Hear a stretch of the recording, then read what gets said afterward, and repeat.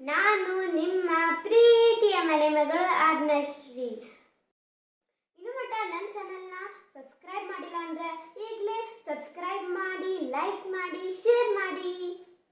ಕನ್ನಡದ ಮಹಾಕವಿತ್ರಿ ಅಕ್ಕ ಮಹಾದೇವಿಯ ವೇಷವನ್ನು ನಾನು ಧರಿಸಿದ್ದೇನೆ.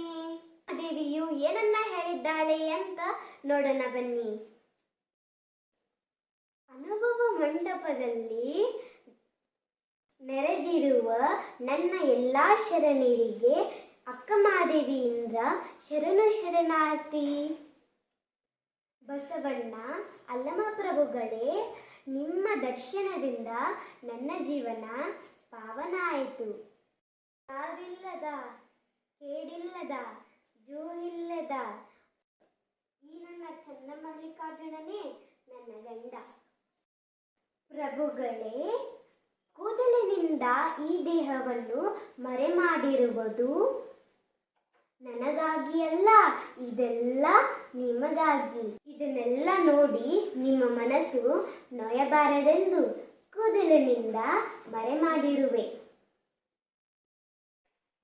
ತನು ಕರಗದವರಲ್ಲಿ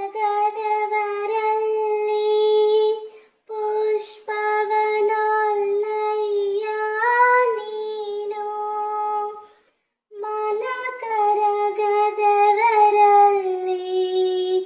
ಗಂಧಾಕ್ಷತೆಯನೊಲ್ಲಯ್ಯ ನೀನು.